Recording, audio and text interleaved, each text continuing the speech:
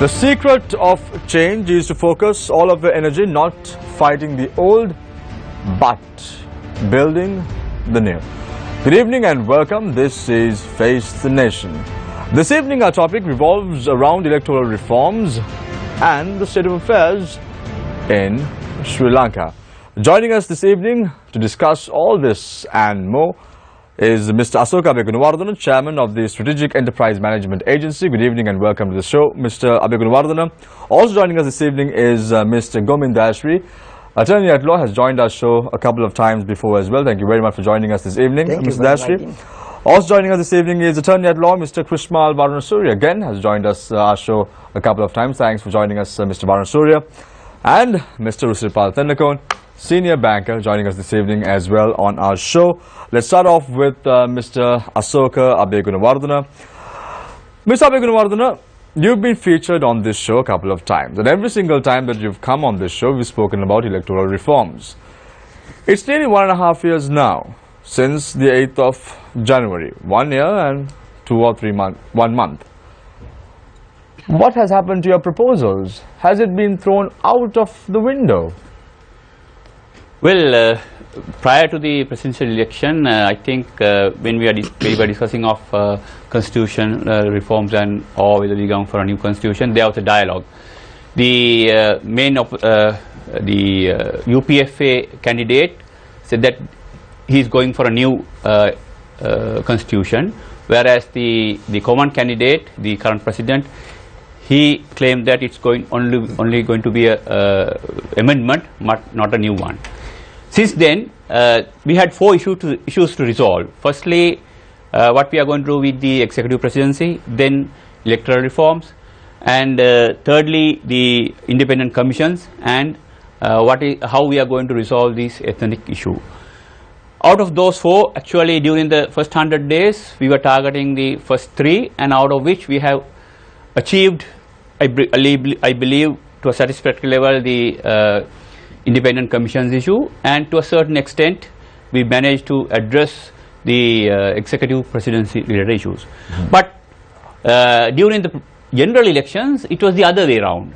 Now the UPFA did not clearly say that they are going for a new constitution, but they were willing to work within the existing constitution, whereas the UNP manifesto, they were requesting a mandate for a new constitution. So at the end of the day, after the general elections, neither party took a clear majority. Still the first party was UNP, and they are pushing for this new constitution. And then what happened to this 20th amendment or the electoral reforms? Now during the first 6 months, after completing the 19th amendment, at which point we discussed, the SLFP agreed for the 19th amendment if they are going to combine the electoral reforms as well. But at the end of the day, that became 2 separate amendments, and for the second one, the 20th amendment was based on the principle that we are continuing with the executive presidency. So at that point we came up with this formula which will give the same composition in the parliament, but we are getting rid of the preferential voting and making sure that each and every electorate will have a member. So within that framework we were sure that executive presidency will continue. However, after the general election, the situation changed because they are going for a new constitution. I think they have started from what we should have finished, because now we are discussing whether we are going to have a new constitution or an amendment to the existing one, which we have to discuss at the end of the negotiations. One of the pledges that were made prior to the 8th of January presidential poll was the fact that the executive presidency will be abolished. And now you are saying that if the executive presidency is abolished or even amendments are brought forward, that the electoral reforms that you proposed cannot be implemented. So you all envisaged or foresaw that something of this sort is going to happen, isn't it? No, actually, the current president's manifesto says that we are not going to, it was not clear whether we are going to abolish the executive presidency or we are doing an amendment. There it was not clearly mentioned, but it's the UPFA candidate's manifesto which says that they are going to abolish. So that was open. But right now we have a new discussion whether, because we need to be very careful. We cannot do this in isolation. We cannot abolish the executive president without knowing what would be the new electoral system. So that's combined. We have to combine those two and take a decision at one point whether if we are going to abolish the executive presidency, then it should be one type of electoral reform. If we are going to continue with the executive presidency, then it's another type of electoral reform. Thank you very much, Mr. Asoka Begunawardhan, Chairman of the Strategic Enterprise Management Agency. I now move on to Attorney at Law, Mr. Govind Dashri. Mr. Dashri, do we really need changes to our electoral reforms? And if so, how do you foresee or envisage changes to be made to electoral reforms in Sri Lanka? I don't know about reform. Certainly I can say this. There are deformities in the present constitution, the way they are interpreting. Look at the way they have done this, appointing a new appointed MP. Now, we appointed MPs or nominated MPs was a feature that was introduced in the 1978 constitution to bring people, eminent people to the forefront, people who would not otherwise have liked to come through electoral politics, bring them into mainstream politics. But what has happened today is totally different. We have defeated candidates taking the positions. People who have been rejected by the people come through as appointed MPs or nominated MPs and then become cabinet ministers. Not only are they brought into the legislature, but they are also made the top dogs of the executive. Take the case of the General Fonseca. He was not even on the UNP list. He was on another list, got a negligible amount of seats, rejected by the people. But he is now a nominated member of parliament, appointed as a cabinet minister, person who was rejected by the electorate. Now, I blame... Who set this precedent? Isn't it the former Chief Justice who set a precedent to this? This procedure was started by the last government when they appointed Ratnasiri Wickramanayake. There were two appointments that were canvassed, that of Ratnasiri Wickramanayake and Mr. Rajapaksa, who's the present Minister of Justice. Now, when that happened, what happened was the CPA, the Centre for Policy Alternatives, filed an action in court. And I must commend them. This time also they have done the same thing. When it came to Fonseca, they have filed an action. Now that is very commendable. But what is disgraceful is when the case was thrown out in the Court of Appeal saying they have no jurisdiction, the obvious step they should have taken is to go to the Supreme Court where you have the right to interpret the Constitution. Instead of that, they withdrew the case. So today, I mean, that's one of the most disgraceful things that could have happened. Of course, they might say their lawyers advised, but then is that the kind of advice that lawyers give? When you take a case, you must fight it to the very end. You don't throw it halfway out.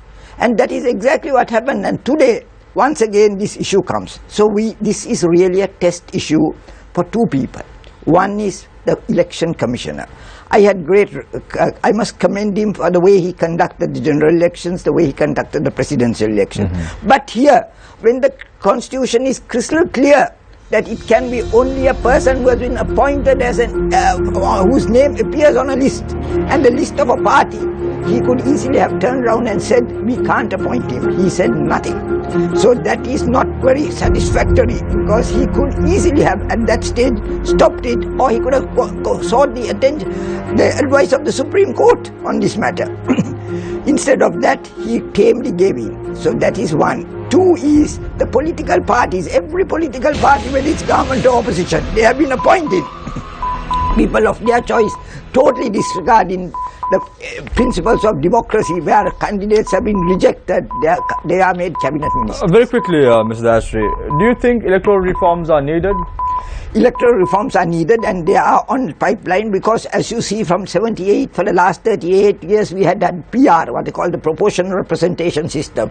Now they are wanting to bring a cocktail, mixed proportional representation and direct first past the post system. I think that's very commendable if that is achieved. That was suggested by Dinesh Gunawardena committee to the last parliament, never implemented. I think time's come when we should look at things, because after 38 years, surely there's time for change when the change is necessary. Thank you very much, Attorney at Law, Mr. Gomin Dashri. And I'll move on to Mr. Krishmal Varanasuriya. Electoral reforms, Mr. Varanasuriya. Some things that were promised prior to the January 8th presidential poll. It was promised even at the August 17th elections last year.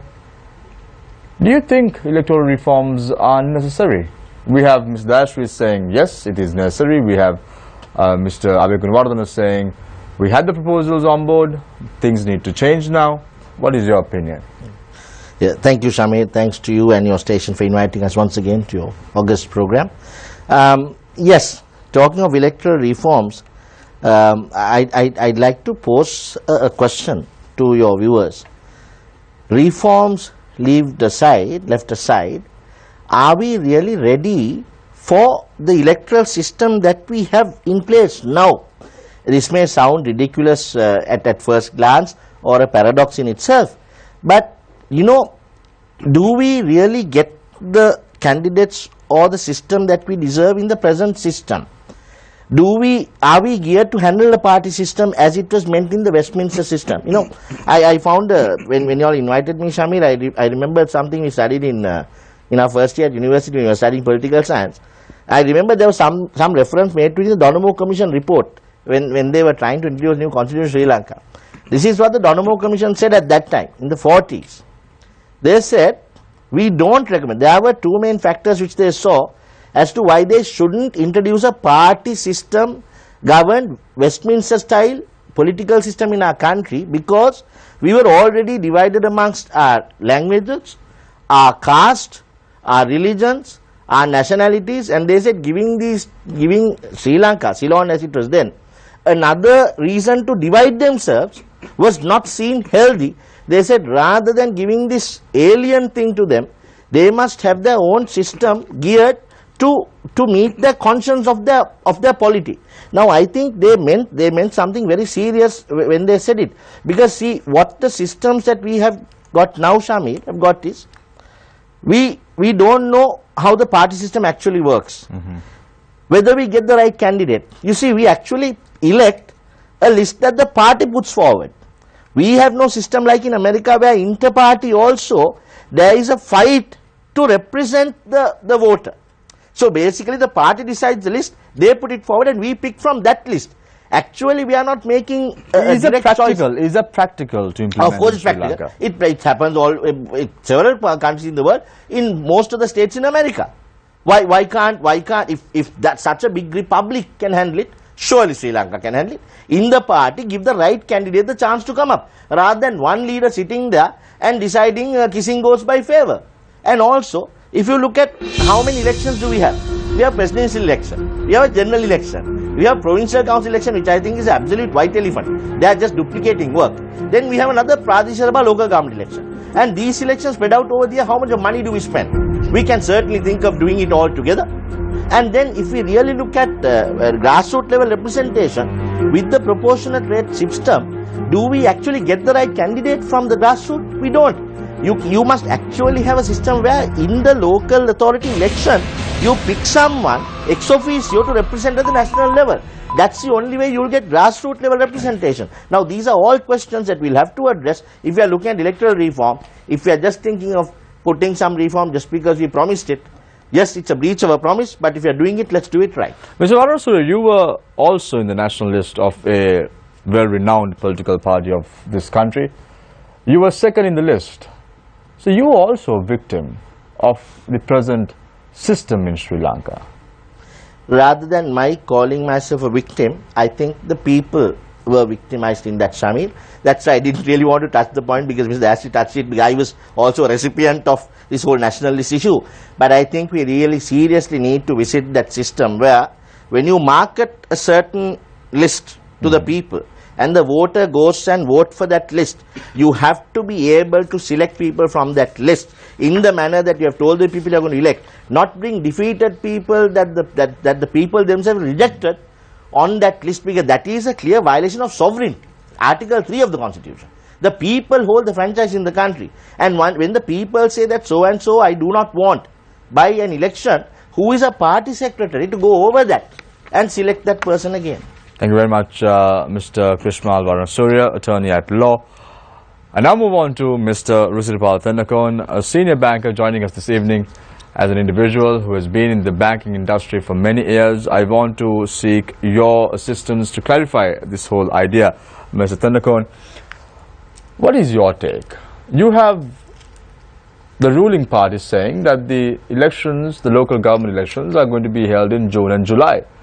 And then you have the ruling party itself saying that delimitation work needs to be done. Does this government really want a local government election? The time starts now. Yes. Sabi, I see something quite different to all what this gentleman said. I see quite a chicken and egg situation here. Now, we are thinking of reforms to the electoral system. According to my little knowledge of law, our constitution embodies a section that says how the legislature is to be appointed and how the electorates are to be determined, how the delimitations have to be done. All that is given in detail in the constitution. So now we are thinking of electoral reforms without going through a constitutional amendment. I don't know whether it is possible. I am to be corrected, because if it is a constitutional factor, if it is embodied in the constitution, if the constitution gives the ways and methods in which the delimitations and the electoral whole system works, the setting up of electorates, the election system itself, it is embodied in the constitution. So we are now talking about electoral reforms. Now where did this start from? Who wanted this? I think it is not the government that wanted this. It is the people who wanted this. If the people wanted it, why isn't it not being implemented properly? Exactly. So this is something where the government is sidetracking the views of the people and what they promised to the people. This was part of the election manifestos of this present government, not the 100-day government, the government that came into power after of this hybrid government. I think both sides had in their manifestos something to say about the electoral reforms, and it has a long history. The last parliament, the parliament before the 100-day this change took place, in 2007, if I am not mistaken, a parliamentary select committee report was tabled or put out by Honorable Dinesh Gunawardena, very clearly setting out a complete proposal for electoral reforms, and that was available. That parliament never took it up, and this parliament too, now it has taken, this was tabled in the parliament, in the 100-day parliament on the 97th day. So I don't know how serious they were to take this matter up or to resolve this issue. I think this is just a camouflage. Nobody wants to do it. If they want to do it, they are only trying to do it for their own sake, for their own benefit, to see that how they can come back to power again, and not to resolve the issues of the public. Mr. Thendakon, I have a question for you. You spoke about former Minister Dinesh Gunawardena and the work he has done in terms of bringing in electoral reforms. However, you have his party saying that if local government elections are not announced by next month, he is willing to take people to the streets. Is that justifiable? This man who worked for electoral reforms, who championed electoral reforms, who wanted to introduce electoral reforms, saying that the local government elections should be held prior to having electoral reforms in play. Is that justifiable? Well, I mean, the best answer could be given by him, but from what I see, he must be thinking that this government is not serious in going through the electoral reforms in the way he wanted, so it might as well better resort to the existing system, which is a known devil, rather than going through something halfway. It may be the reason. I don't know. I cannot answer. Thank you very much, Mr. Rusibal Thanakon. Mr. Rusibal Thanakon is a senior banker. Joining us this evening to pose questions from our four guests is Sonali Wanagabadi. On to my immediate left, and on to my far left is Nadim Majid. Nadim Majid and Sonali, it's all yours. Good evening, Shamit. You want to go first, Sonali? Yeah, why not? Mr. Abe Gunawardana, my first question is to you. As someone who has been directly involved in electoral reforms, how do you view the gross underrepresentation of women in Sri Lankan political institutions? And how do you propose that we could reform it? Well, that was an issue we were discussing for quite some time. It's a very useful observation, because we are all aware more than 50% women, and among the educated we have a larger proportion of women, and why even in the government sector we have a fair share for the women, but not in the parliament. That issue, I think it's very directly linked with the way the elections are held, and the ability to work within a tough environment that may have led women not to contest the elections on one hand, and on the other hand their reluctance to be in politics. How we can resolve this is the other issue, and we were discussing about it. If the prevailing ground does not allow female to come to politics and contest, then there should be a mechanism for us to draw them to the political arena, so that they will change the complex of the game altogether, the environment. So towards that we were thinking of different proportions through which we can make sure that certain percentage is definitely in the parliament or in the other. You mean like a quota system? Yes, yes. Now just to respond to the previous, now the electoral reforms within the parliamentary system is different from the local authority elections, two different things. And already the local authority system, we have changed the election system, where we have a more or less similar to what was there proposed by the Dinesh Gunawardana committee. So that is in place right now. The issue is the delimitation. That completed, it was gazetted, but the minority parties and the second major party during that time, now it's the first major party, UNP, believe that this practically how they have demarcated is favoring the SLFP or the UPFA. That was the issue. So that happened during the previous government. So definitely I think we have to listen to that and resolve that issues, otherwise it will lead to new issues. But what we were discussing under the 20th amendment and what is going to be implemented with the local authority elections are two different systems. It's not linked to each other. What we are going to have under the local authority election is it's definitely in the form of the Dinesh Gunawardana committee, but the other one we were discussing is a totally different one. So this is a trial for local authority. It's better to have this one, but the conditions or the final results will be differ because in the parliament, if a particular party cannot a clear majority in the parliament, then there will be stability in the government. But with the local authority election, it's not so. It's a different context. Even the chairman on his own can run the show. So two different ways. So we need to have tackle this issue differently. And the recent act allowed the women to have more participation in the local authority elections. Now, you said the prevailing environment is not conducive for women. Were you implying that we don't have gentleman politics in Sri Lanka? What were you implying there? That's obvious. I mean, the confrontations that are happening right now, it's not a favorable. I mean, we should not promote such things happening in the country. Preferential voting is also an issue, and in addition, the conflicts among parties is also an issue. So we can resolve to a greater extent by removing the preferential voting system, but we need to make sure that women are getting more active in the within the political parties. Otherwise, we won't get a fair share. Mr. Dayasri, how do we ensure true female representation as opposed to namesake representation? Are you in favor of the quota system?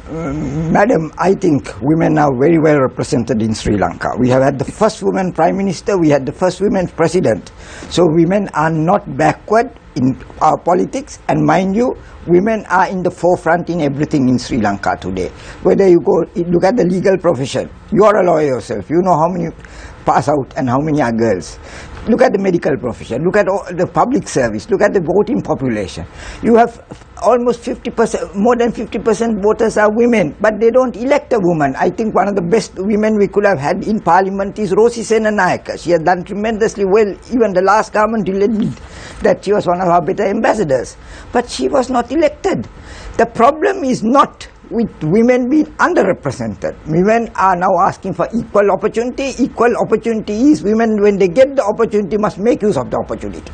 I think gender basis is something that women are trying to exploit. I don't agree with my learned friend with this kind of favored treatment. It is that women are in the forefront. Remember, we had a woman Chief Justice. We have the women Attorney Generals. We have had women all over in important positions. But why is it that women don't vote for women? That's the issue that troubles me. Dayasri, do you think the problem is more cultural and less to do with legislation? I think that the problem, when it comes to the reasons that we don't have, that our parliament is not reflective of population in terms of gender, that our public representative bodies are not. Do you think that that problem is more cultural and therefore needs to be fixed with a cultural solution rather than a legislative I don't solution? think it's either cultural or political. It's a gender problem. It is that women don't help women sufficiently. That's my answer. I mean, if you look even in law, I find men helping women. Men helping men, but women are not that aggressively Mr. helping Mansoor, are you in themselves. agreement with Mr. Dayasri on this? I have lots of Women not helping women. Absolutely. I am, you see, you can't legislate to curtail people's will. Because in your question to Mr. Dayasri was implicit, Sonali, that we have more than 50% women in the country. Now, if we have more than 50% women voters in the country, surely we should have 50% of parliament of women. Why isn't it there? Because they are not voting for women. Now, if they are not voting for women, going back to Nadim's question, who are we then to get 225 fellows in parliament to legislate saying you must send 30% women to parliament? If women don't want women in parliament, who are we to legislate to ensure that? You must allow for free will. And it's up to the women, who I know are very convincing when they want to be, to go out there and convince the voter, hey, we look better, or we speak better, or we perform better, send us in there. But Mr. Varnasuri, we live in a, whether you'll admit to it or not, we live in a patriarchal society. In such a patriarchal society, can you expect women to go out and actively campaign for elections and say, vote for me? We can't. Isn't that the reason why you need either not necessarily a quota system, but some kind of encouragement or something from the state to increase female representation? Yes, we need incentive, but not. I'll put the question to you like this, Mr. Varnasuri, do we need more women in parliament? Do we need more women in parliament, Nadeem, is not for you or me or for anyone else to judge. It's for the polity to judge. Now, how we do that? You have a valid point. In a patriarchal, but can I ask you a question? In a patriarchal system that we live in, yes, it's understood that we live in a system where we think, well, women should be really that. They should be, you know what we say in that old single saying, in the kitchen, handimite mole, they should be cooking. We have gone far beyond that. That's not where women should be. But if that is to be done, I don't think we need to legislate. You see, you don't inculcate cultural values by legislation. But in a party you can do that. If all parties took up a stand, went before the women polity and said, look, we are going to allow for more representation in our list. We are going to bring more women candidates in our list. Now that is a better way of doing it and leaving the voter to make a free choice rather than us legislating and telling the voter, you have to vote for 30% women. You know, that won't work because you're curtailing sovereign will. You shouldn't do that. But allow for discussion. Mr. Tendukon, are you in agreement with this? Let's listen to what Mr. Tendukon has said as well, Nadeem. I think I look at it differently. I think I'm inclined to agree with Sonali there must be some incentive originating from the government, from the state, to promote more female representation in legislation in the country. That must be there. Now, comparatively, if you see, in the local government service, we have less than 2% representation of ladies in the legislature, in the local government. You take a similar situation, an Asian situation, to compare. In Pakistan, you have 33%. And that is due to the government giving some kind of promotion for the ladies to come forward. I think therefore, you see, if you allow the politics, the voter to decide who should come in that case, that is what has happened to the parliament today. The voters have decided to send in all kinds of people against whom we complain now. We say nincompoops, we say useless people, we say all kinds of things. It is the voter who has sent them. But you have to educate the voter. That's the thing. So education is one thing, but when the voter is not doing the right thing, we must also direct them in the right direction. That is where the state. How can we do that? How can we do that? How can you do that without? How can you do that? I think Mr. Varnasurya proposed an alternative to legislation, where he said that this can be done through Party democracy. Party democracy. Yeah. Do you agree? No. No. You think that it should be done with legislation? That's not sufficient, because if party democracy can take control of these things, the situation that has arisen in the parliament will not happen. So, Mr. All these unwanted people will not be there. The people who have been sent there have been nominated by whom? Yes, you have brought a limitation among the voter. There are only, say, 25 people. So then should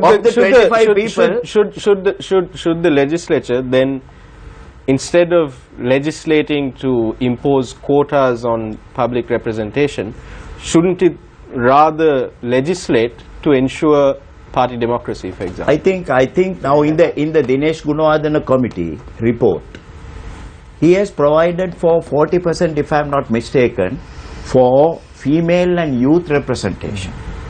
Of course, as an amendment, something was suggested at the later stages that it should be split to 20-20, 20 from the females and 20 from the youth.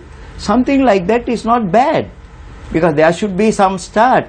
And if we but then this is the problem, isn't it, Mr. Tenukon? When you go for a quota system, this is the problem with the quota system, is that you start appointing people just because you have to fill in those seats. So then won't you then also have the risk of ending up with people who are not qualified to be there, because you're just filling up the seats? If you go into the electoral history, we had planters associations being treated as an electorate in this country, in our systems under the British. We had the burghers being represented as burghers as an electoral community. You see, these things have been there. This is nothing new. If you go into the electoral history of our country, you can see from time to time how things have developed in the history. But is it advisable to have that kind of a system? 30 seconds to No, Yes, you can chip in. You can chip in, Mr. just to Varnasurya. go back. Yeah. On several points, my good friend Mr. Dendagon and I agree, but on this point I don't, for this reason. I mean, you see, now what he is proposing is dictatorship. If people are not electing, then you impose law upon them to elect so and so. That's not how democracy runs. What you need to do is I agree with him, we don't have the right people in parliament. But then in that case, we will have to now make legislation saying only people who have passed O-levels can vote. Ms. Dashri, Because then is you that have a dictatorship? brain to elect right. That's not how you do it. Ms. Dashri, I want your thoughts on this as well. Mr. Varnasurya says dictatorship as deemed by Ms. Tenukon. Are you in agreement with that? Well, what I would like to say is, in this matter, is that women domination can take place. The women can elect women. And we are no longer a patriarchal society, because women have more than an equal place in this society. Women have the right to vote. They have the right to be elected. If they don't come forward in this in the field of politics, they have to be blamed. They have to emerge. Those who have emerged right to the top. You remember Mrs. Bandaranaike was the first woman prime minister. And she didn't have any education, she was not in politics. Chandrika Kumaratunga became the president. We hold records. We have a woman Chief Justice, we had a woman Attorney General. Women are, I would say, have sufficient authority in this country, and they have exercised authority. If they don't come forward themselves as eligible candidates, they have to blame themselves. But there's another thing. Women, if they are so minded, can vote for women. They don't. They don't. That's my problem. I don't know whether it's green eyes or what eyes, but certainly women don't help women. That's my job. Mr. Abhigunawardana, we have countries like we have countries like Pakistan, Bangladesh, and Nepal having a representation in their national list as far as women are concerned. Why not in Sri Lanka? Why can't we do it? We should have. I do not agree with Mr. Baran Surya, nor you agree Yes. in agreement with Mr. Dashri. You're only in agreement with Mr. Tendakon. to a certain extent. Yeah. Now we need to understand something abnormal is happening. Everywhere we have more than 50% women, and when you look at community-based organizations, leaders are generally women. Why we don't have that composition in the parliament and the other entities? There's something wrong somewhere. We need to first understand that. Why that's not happening? My belief is that the way the electoral process is happening, it's not favorable, and it's not appealing for the women to come to the political arena to play a role. That's the issue. So we need to address that issue. We need to resolve, because something unusual is happening. We have to first understand and then see what measures we can take to rectify that. So making sure that at least certain percentage of female are contesting, and if they are winning, then the total environment, the political environment will change. That will be a catalyst, and if that happens, I believe it will definitely go beyond 50%. So that at that point we need to intervene and understand something unusual is happening, and we have to rectify. That's purely because of the system. So we need to change the system which makes sure that fair composition is represented in the parliament. So to that extent we need to intervene. Mr. Dastri, you spoke of women electing women to parliament. My question to you now is, why can't men elect women to parliament? Men can elect. Certainly they have the right to vote, and they must be voting for women. Certainly they voted for Mrs. Bandaranaike, they voted for Chandrika Kumaratunga. They have voted overwhelmingly. But by this quota system, it may well come, Shamir, one day men might ask for a quota themselves. That's where you're going to get in trouble. Remember, Pakistan and such countries are Muslim countries where women may not have equal opportunities. That may be why they have to have this quota system. But in Sri Lanka, equal opportunity for women is not a matter any longer in dispute. Women are top dogs in several areas. It is their reluctance to come into politics. If you are prepared to take any profession that comes, if you are prepared to be the Prime Minister or the President, then you must be prepared to be an MP also. Thank you very much, gentlemen. That concludes our very intense second round. We go in for a short commercial break. When we come back, we are talking about electoral reforms and state of affairs in Sri Lanka. All this and more after this break. Stay connected, stay with Face the Nation. Welcome back. This is Face the Nation. Let's start off our third round with Mr. Visiripala Tendakon. Mr. Tendakon, state of affairs in the country.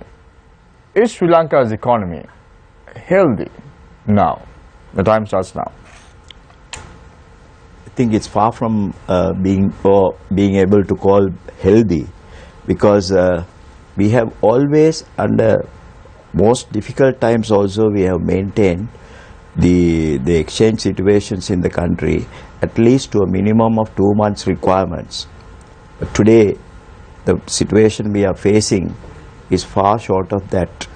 It's a very serious situation, and the IMF facilities that they are proposing to grant us really incorporate a lot of restrictions on the people. A lot of restrictions. You're talking about the SBA, or the standby arrangement by the IMF. Yes, this is virtually the final tranche that we are going to get from the IMF. Mr. I want to interrupt you for a minute here.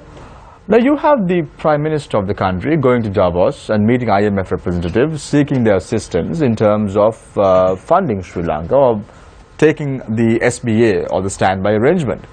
And then you have the governor of the central bank speaking a few days ago saying that they do not want to go with a begging bowl to the IMF. Confusing and surprising at the same time. Two schools of thoughts from the high echelons of this regime. What is the reason behind There are so many schools of thought in this government if you analyze very carefully. There are so many contradictions. Contradictions within contradictions. Wheels within wheels. Governor of the central bank saying one thing, Prime Minister making another statement, quite contrary. And see, even between the finance minister and the governor of the central bank, there is a difference. So these contradictions we have to live up with, unfortunately. That is the tune of the day today. Unfortunately, it is so. But coming back to the economy, I must say, the economic situation is really serious, really serious. Internally, you know, we have created a precedence. I think for the first time in the history of this country, after a budget, the required legislation for tax collection has not been legalized yet. Where in the world you have 4 or 5 months after the presentation of the budget, still the tax department is fighting to see which one is the applicable law and which one is the correct one to apply. What is this situation? Who is to be responsible for this?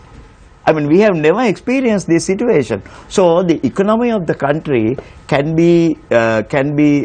reflects the economy of the country, the state of the economy of the country and the state of the future that we can expect.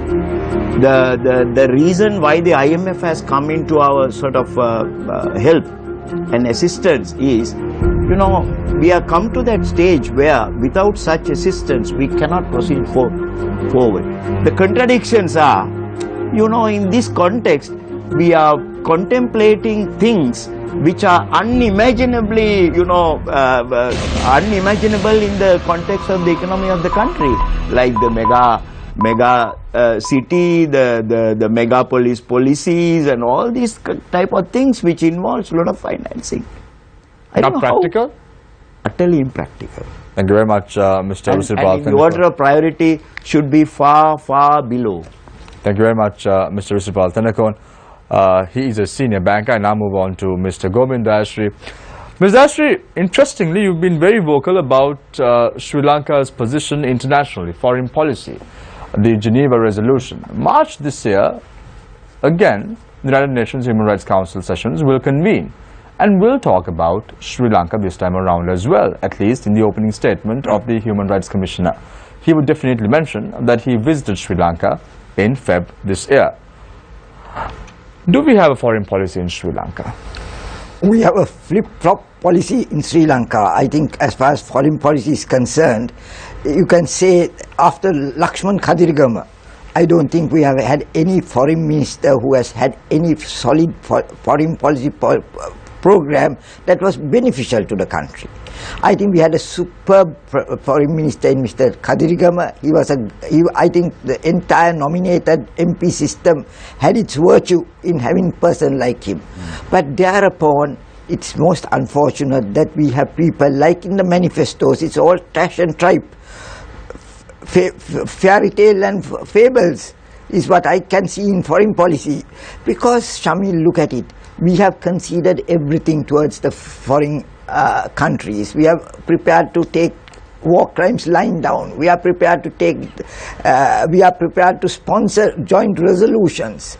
Now, at least I expected, listening to Mr. Susiripalas say, at least they could have helped us financially. No, they are not doing even that.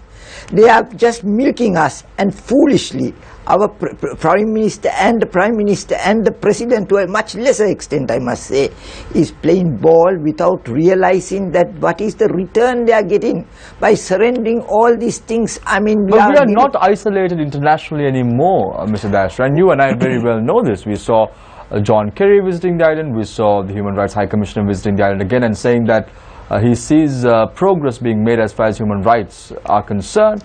Now, you have the support and backing of the international community now, which we did not have before. when you say international community, Shamir, you're talking of a certain group of countries that are supporting us. That last government also had their supporters. But I would say, Who is disliking our country right now? I think right now we are being guided by the West. Then it was by China and Russia. Both are wrong. Both are things that we should deprecate. I think we must have our own policy that guides us to the correct point, because there are many good things that this government has done. But we do not have enemies anymore. Do we have enemies internationally, Mr. Dastri? Of course, we do have enemies. I don't think the Middle East, some of the Arab countries could be too happy with what we are doing at the moment.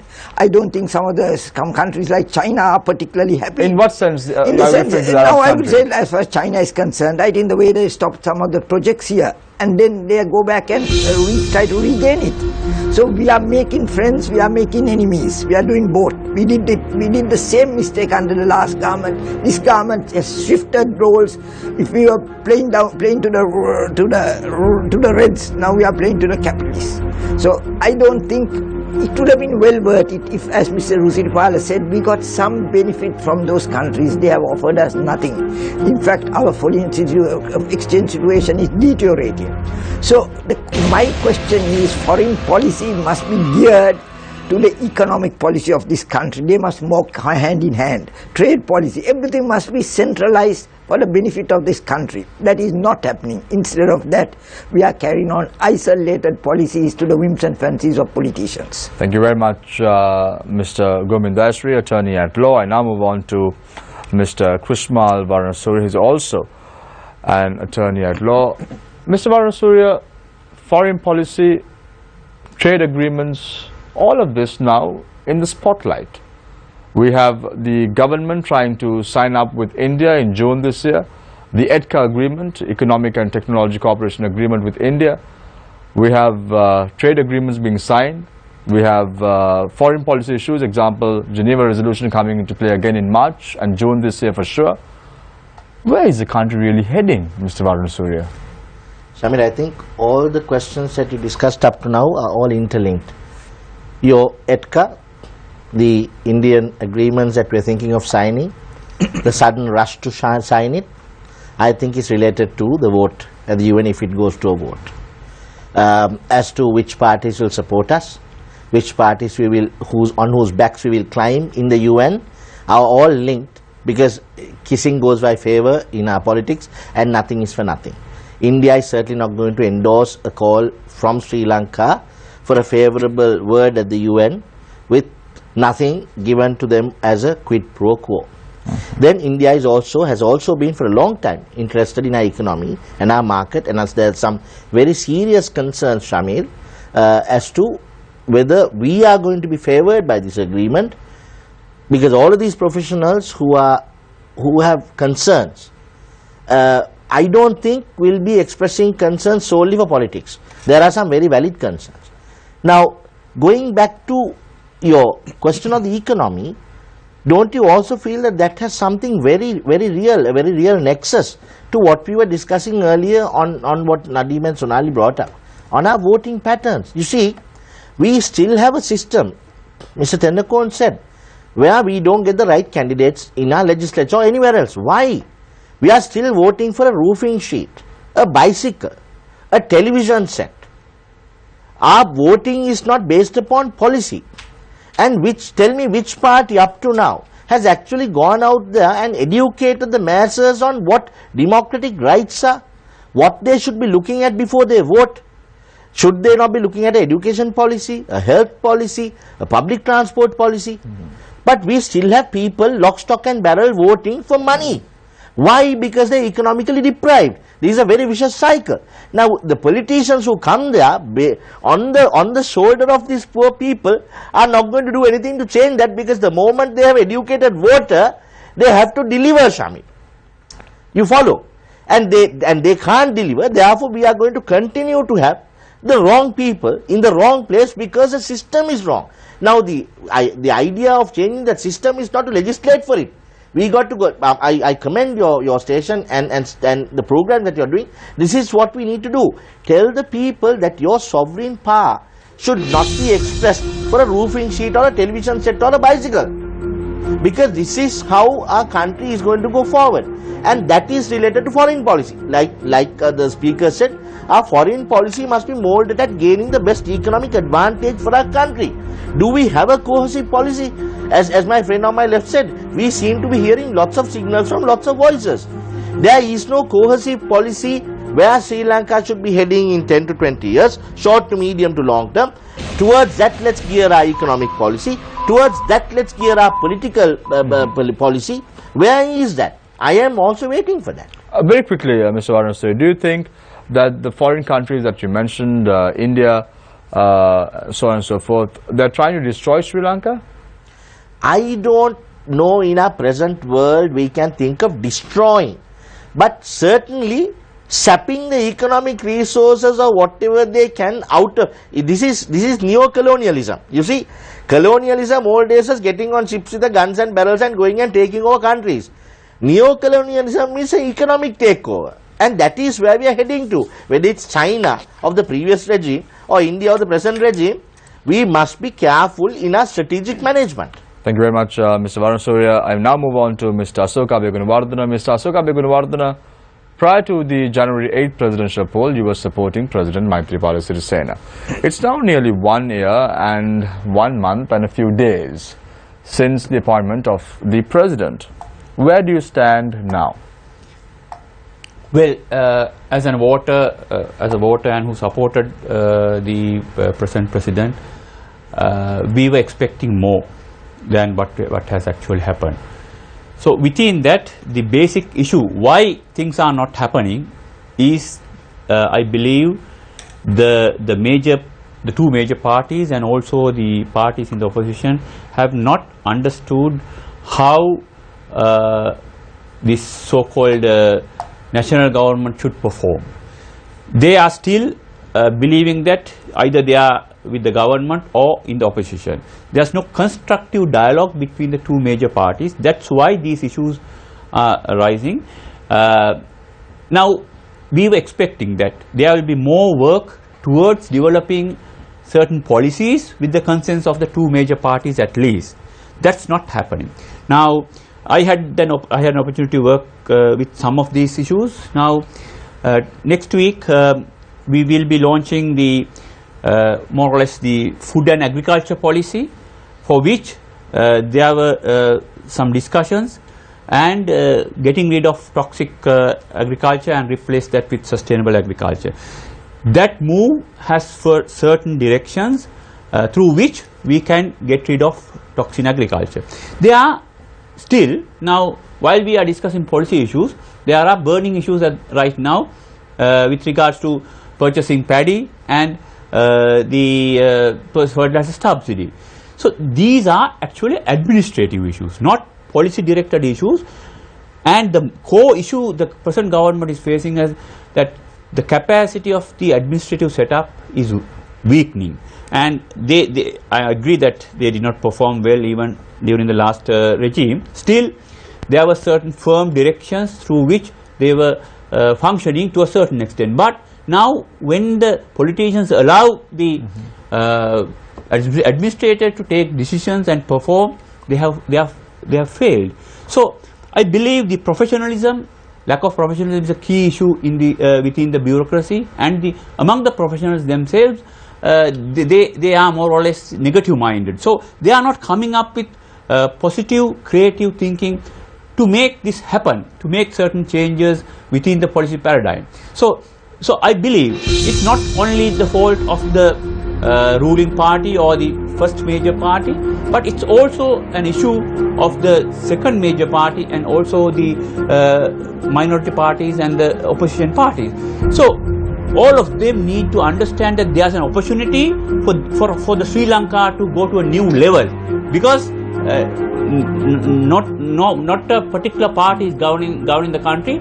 There's a space to have a constructive dialogue and come up with certain innovative issues. But at present, what's happening is, even though we claim that this is a national government, first major party is coming up with certain issues, and the second major party is obstructing that. They are not having a constructive dialogue within their government. That's why these issues are discussed not implementing the budget proposals even now. So those things are happening because neither party has understood the nature of the national government and what exactly their role should be.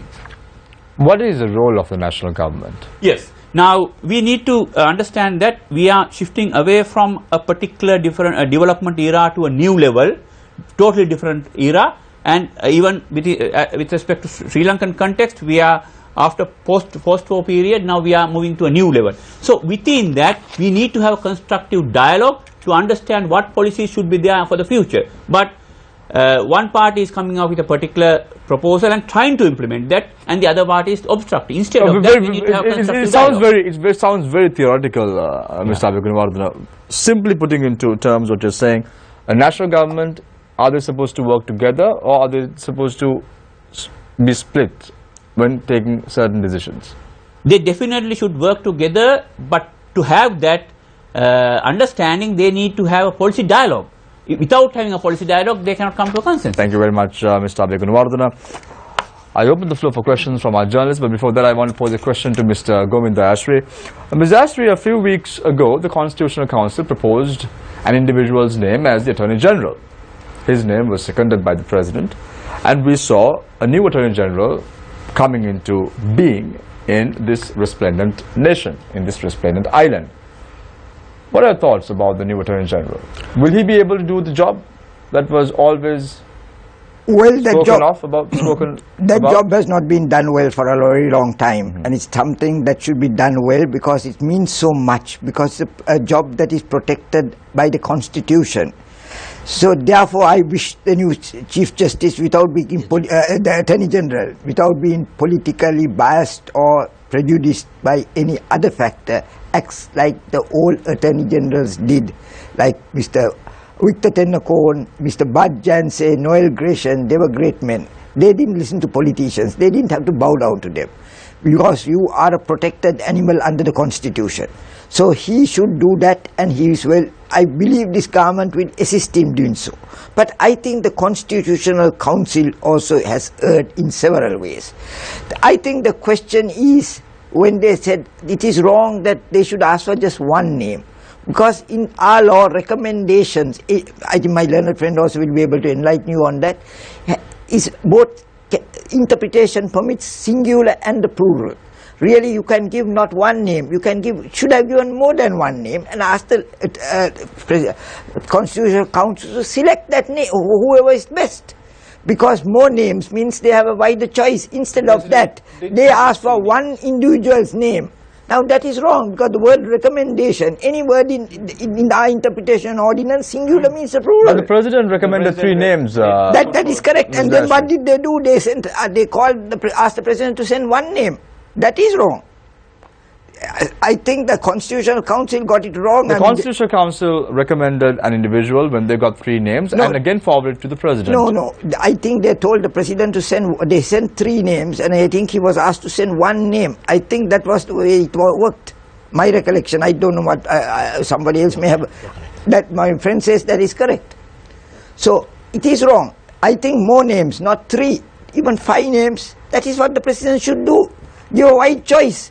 Because what we need is an independent Constitutional Council, not a Constitutional Council that will approve, rubber stamp. Now what is happening is rubber stamping.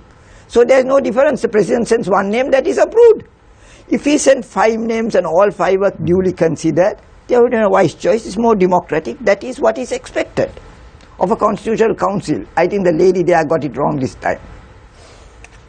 Mr. Vajrasurya, I'd like to ask, start with you. You were talking about the need to have educated voters. Obviously, a big part of that responsibility in educating the voters rests with the intelligentsia, the academia, the intellectuals of this country. Do you think that the intellectuals of this country have failed to educate the people in terms of the difference between the Sri Lankan state and the government, national or otherwise, of that state? Yes, certainly I agree with you.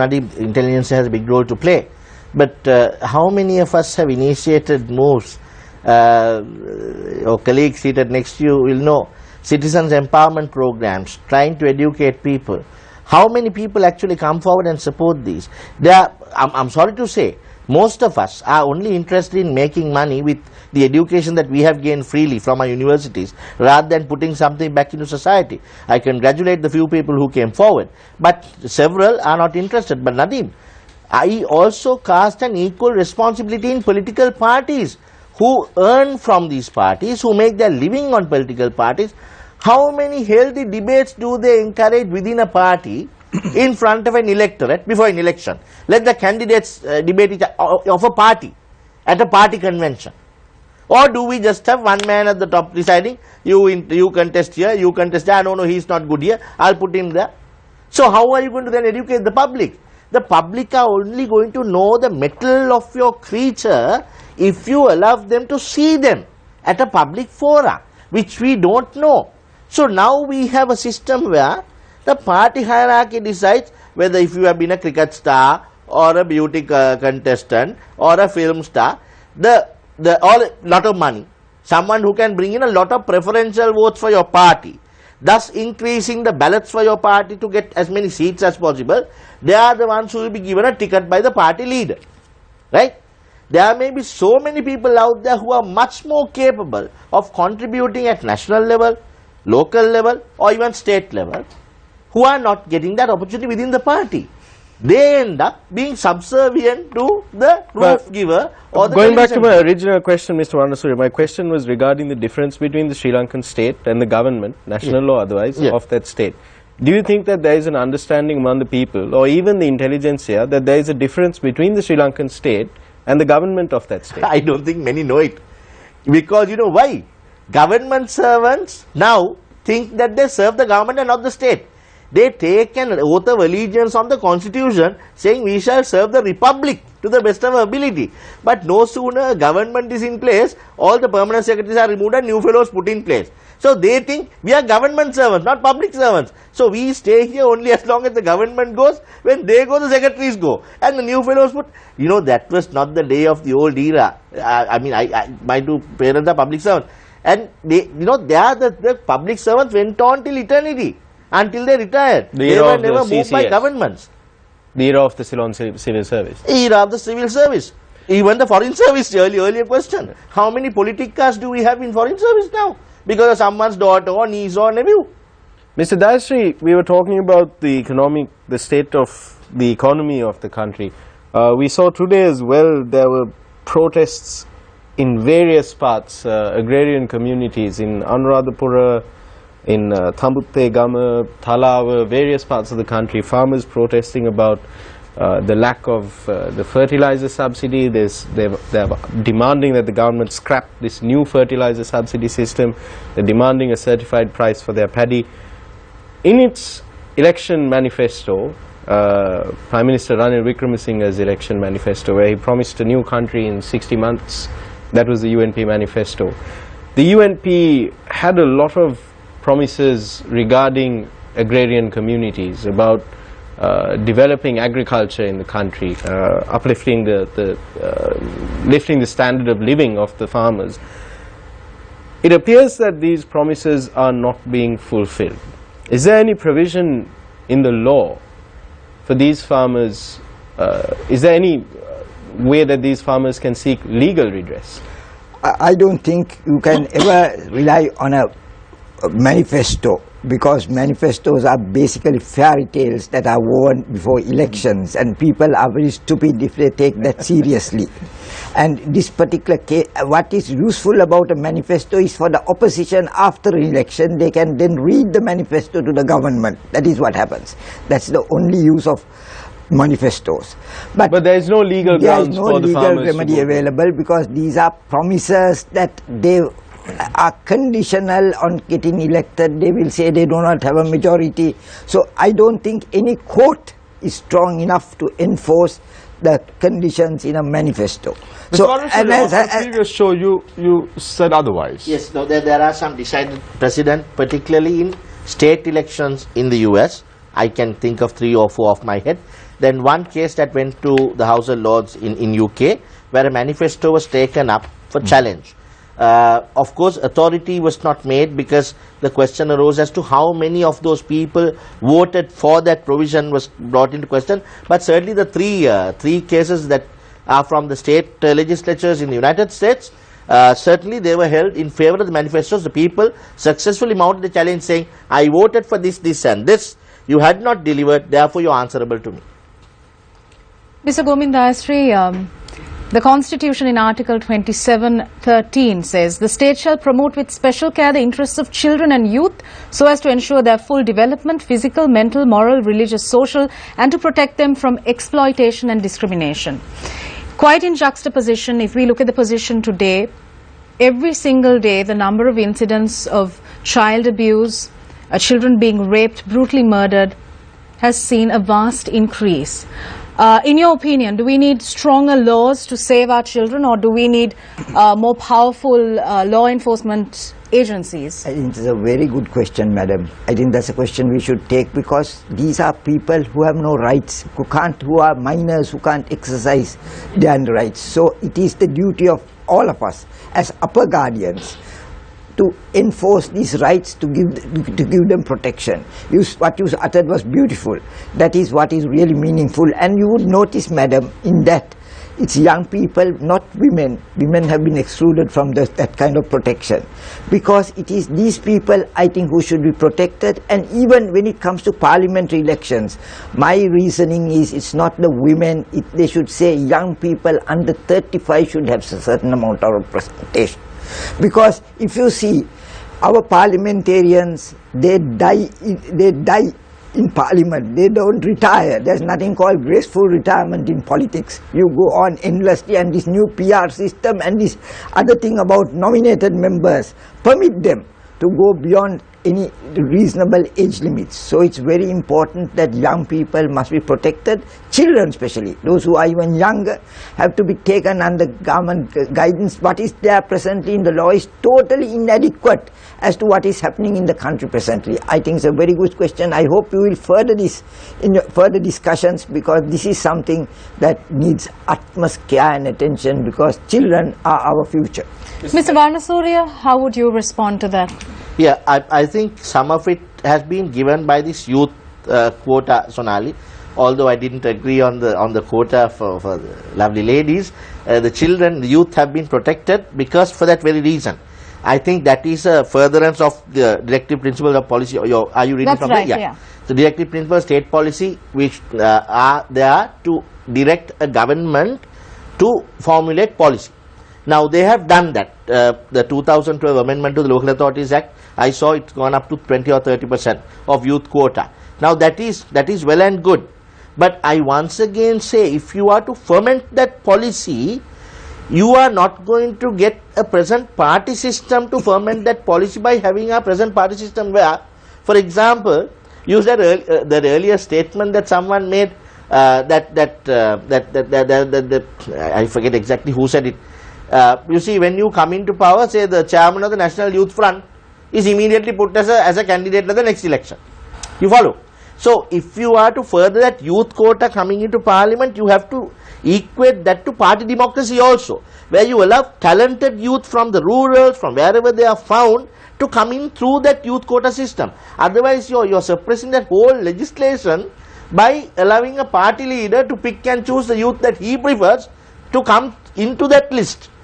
You follow? And if you look at it carefully, most of the young people who have come into parliament or into politics are friends and relations of the president. Parliamentarians. I was just telling you, provincial council, why I say it's a white elephant, if provincial council elections are used by all parties to bring their sons or nephews or daughters or nieces to sort of in a year or two into an election, so they get their faces pasted on some walls, then the next election they are brought in the general election. So provincial council is actually a white elephant that duplicates and only allows for exploitation by the present party leaders. So that's why I say, for youth quotas to be given its true meaning, you need to ferment that with party democracy within the party, allowing talented youth to come forward. Mr. Dasri, Lalit, I want to pose a question to Mr. Tendakon now. Mr. Tendakon, you are very well aware that the governor's term of office, the central bank governor's term of office, comes to an end in June this year. However, speaking an exclusive interview, the State Minister of National Policy and Economic Affairs, Mr. Niroshan Pereira, says that the term of the governor would be extended. As a senior banker, how do you view this? Well, what is happening in the background is important in this case. Now, there is an inquiry against the governor of the central bank. This is a re-inquiry fixed at the COPE level in the parliament, started just now. And there was an earlier inquiry which was abruptly stopped due to the dissolution of the parliament.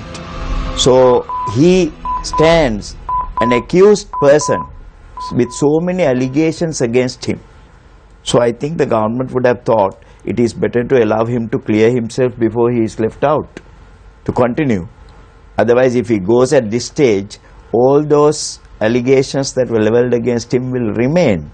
I don't know, even when he goes back to his mother country, whether he will be tolerated with this amount of accusations and allegations at a state level pending unresolved. So that may be one reason. The other reason is, I also see that this government, particularly the top notch of the UNP, has a lot of reliance, or they rely very much on the governor of the central bank for creation of new policies in the country.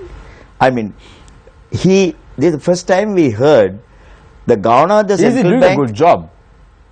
I don't know. I mean, well, that is to be judged. You can't accuse him if he's doing a good job, can you? What is the job he is doing? That is That's what I'm we are asking trying you. You are saying that he's formulating policy. We are trying to see what job he is doing really. We have seen him some time ago addressing a seminar in an outstation area, criticizing the land policy of this country.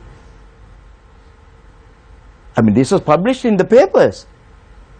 This land policy in this country was a very carefully resolved issue, you know, with a lot of opposition from even foreign countries, but you know, we did it, having taken into account so many considerations that were really necessary at that time. With the movement of the economy of this country, how we addressed it, how we directed it, with all that, we considered our land policy to be in the present position today. And this governor, coming from nowhere, is talking about the land policy of this country. If a politician is talking about it, we can understand. What right has he got? He's a public servant. He will have to relinquish his position the day he is asked to go. Mr. Tennakoon, can the governor of the central bank be appointed or have his contract extended without the approval? I'd actually like the input of the lawyers as well on this. Without the approval of the High Post Committee in Parliament. Well, in the law is now in this country. I'll mention why I'm asking this question. This is from the Parliament website, from the page pertaining to the Committee on High Posts. Yes. The Committee on High Posts examines the suitability of persons who have been either appointed to any post or nominated to hold office in any post determined by the Cabinet of Ministers, and to make recommendations regarding such persons. At present, the following categories of officers are examined by the committee: all secretaries to Cabinet Ministries, all persons proposed to be appointed as heads of Sri Lankan missions abroad, chairman of boards, corporations and other state institutions. So my question is, how can the contract of the governor of the central bank be extended, or how can a governor of the central bank be appointed without first going before the Committee on High Posts in Parliament? May I just interpose and answer a question on the Parliament High Post Committee? I don't know whether your website says when they last met. I did 2002-03, the leading entrepreneurial NGO in the country took on a project to evaluate the work of the Parliamentary High Post Committee, and I acted as spokesperson in the Rasoga, and we submitted a report. By then, for 13 odd years, the Parliamentary High Post Committee had not met. Now, this is the High Post Committee that is supposed to approve all those positions. You follow? And I remember doing a particular research on foreign all these appointments, in which case, all of the appointments that have been made since that time, the appointment of the brother of the ports minister, as the chairman Exactly of the my point. Are all of these appointments legal is my question. So Nadeem, if parliamentarians are not properly constituted of the Sri Lankan politics, Mr. Varus, in your expert legal opinion, Yes. are these legal appointments that have been made in the past 13 years? legality of what the legislature does, unfortunately under our constitution, cannot be checked up in the Supreme Court. It's only executive action that can be checked. So parliamentary high post committee will come within the working of a legislative arm of government. That is not subject to check. But in a wider sense, from the people's sovereign power, they are unlawful.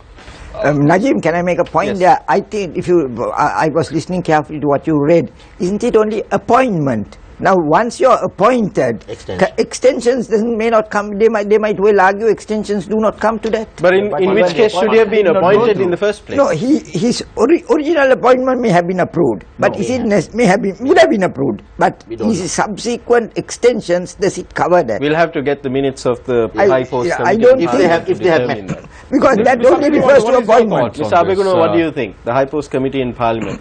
Do all of the appointments, Mr. Varnasuri was saying they hadn't met in 13 years. That's in 2003 when I In did the research. 2003 they hadn't met in 13 years. So all of the appointments that were made in that time frame, are they legal Well, I appointments? have no idea about the legal positions, but now from the From a general citizen's public, standpoint, as a from point of citizen, view, I think this is not the proper way. So appointments should be made in a transparent manner, but on the other hand, if a particular government is driving a new policy or working towards that, then the reason I asked this question, Mr. Abeguna, you need to give Mr. Abeguna the time to respond. Yes, Mr. Abeguna. yeah, now among a pool, we need to have certain people who can drive certain policies. So to that extent, there should be a flexibility, but making it open-ended, it will not serve the purpose. What is your position on Nadeem? What is your position on ETCA, Mr. Abeguna? Well, yeah. Now we were discussing about that. Now, if we are to recall what should happen at the international policy level, I think definitely we need to understand that we need to have an Indian policy. We need to have an Asian policy, and we need to have international policy.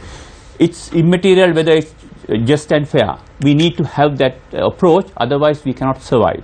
So within that context, what I was challenging is that the earlier agreements, did that have was it a level playing field? It was not so. So we need to be very careful. My point is that now from the India's point of view, most of the bureaucracy, they were looking at their interests, but unfortunately the Sri Lankan officials and the bureaucracy, they were not looking at the Sri Lankan interests. So that was the issue, and definitely in the long run we need to have some understanding with India, but on a level playing field, for which we need to understand our strengths and our weaknesses and have a Do you think approach. dialogue is necessary? Do you think discussions are necessary? As far as between the that two question is- countries? Between the two countries? Yeah, between I officials think before- within Sri Lanka as well?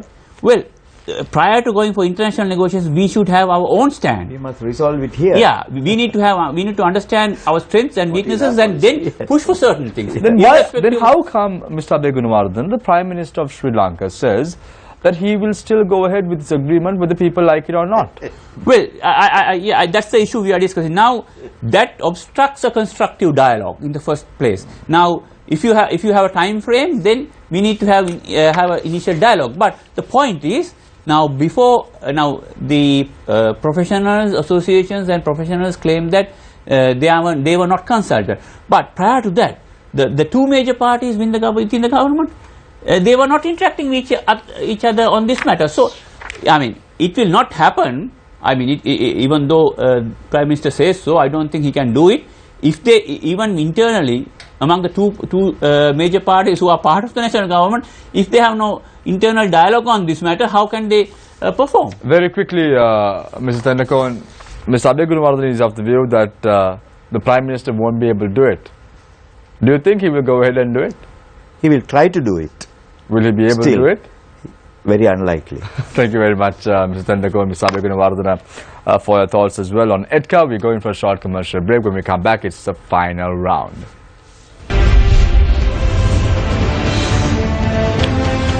Welcome back. This is Face the Nation, the final round. Let's start off with Mr. Asoka Abeygunawardena, Chairman of the Strategic Enterprise Management Agency. Mr. Abeygunawardena, you brought in some very good points in your remarks when you spoke to us about how we should move forward, what Sri Lanka should do, and the fact that you are not satisfied the way in which things are working and progressing. My question to you is, why are you silent? Are you scared? I am not silent and I am not scared. We are actively pushing for certain things. Now, Actively pushing for certain things silently? no, actually, not silently. Now one of those initiatives, as I mentioned in previously, that we were looking to have a more sustainable agriculture and food policy, where we need to launch it. We are planning to launch it on 7th next week. So with that, it will be a major shift from the existing agricultural practices, not only agriculture, which is linked with the other sectors like land reforms, irrigation, human resources development, all those things, trade, industries, all those things are linked. So that particular move will have a major impact on the society for the future, because after the Green Revolution, which happened in late 1960s, we were pushed for the other corner to have more and more toxic agriculture. Then now the global trend is go for toxin free, and we will be in the forefront. So to that extent, I think we are trying our best. And for the other factors, I am not directly involved, where I am free to criticize and I am free to comment. But what we need is to have constructive criticism.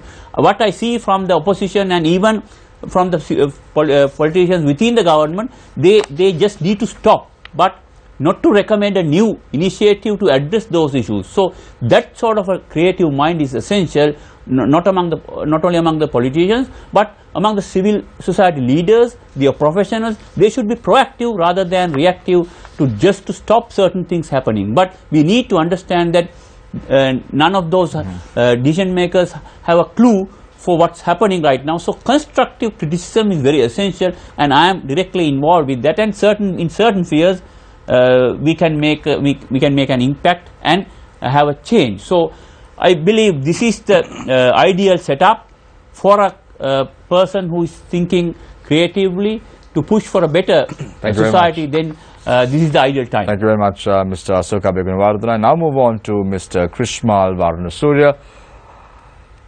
Mr. Varanasuriya, where are we heading in the next few months? End of December 2016, where do you see Sri Lanka?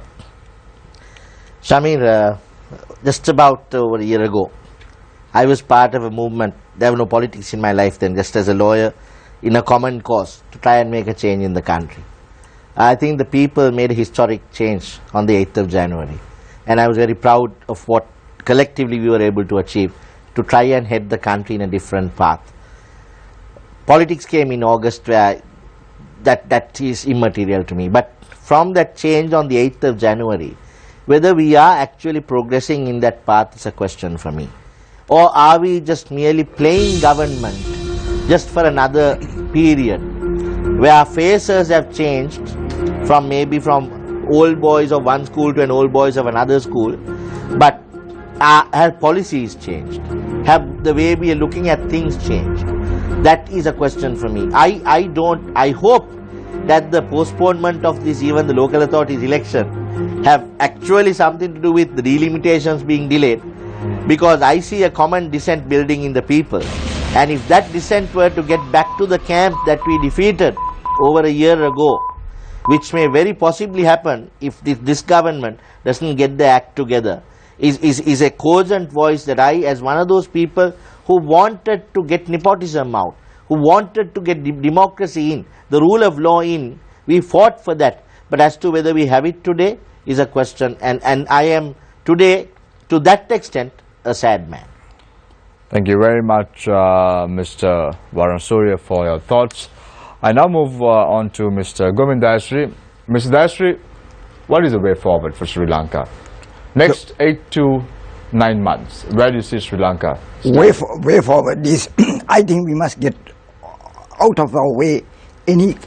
We must have reconciliation process between the different communities. I think we must look forward to a country where we all stand united together. As it is, I think we are moving far away, apart once again. That is not good. And I was very sad to hear my friends say that there is no dialogue between the government and the opposition within the government, the SLFP and the UNP. Then he also said that there is no dialogue between the Prime Minister and the President. Now that is very dangerous, because as he said correctly, the dialogue is very important. So that there must be a dialogue between the leaders, and they must guide this country where, first of all of us must look at ourselves as Sri Lankans and bring Sri Lanka to the forefront and not think of these little differences that lie on the road. What do you think the authorities must do to address these problems? I think this problem must be addressed. If it cannot be addressed at an ethnic level, it must be done at a religious level. Because if you look, we are all belong to the same community. We are all Asians. We are all Easterners. We find that the Sri Lanka's greatest friends were the Arab countries during the human rights operations. Sri Lanka's greatest friends were from countries like Australia, New Zealand, Japan. We must, so that it is possible, if we can draw inspiration even from our different religions and work together.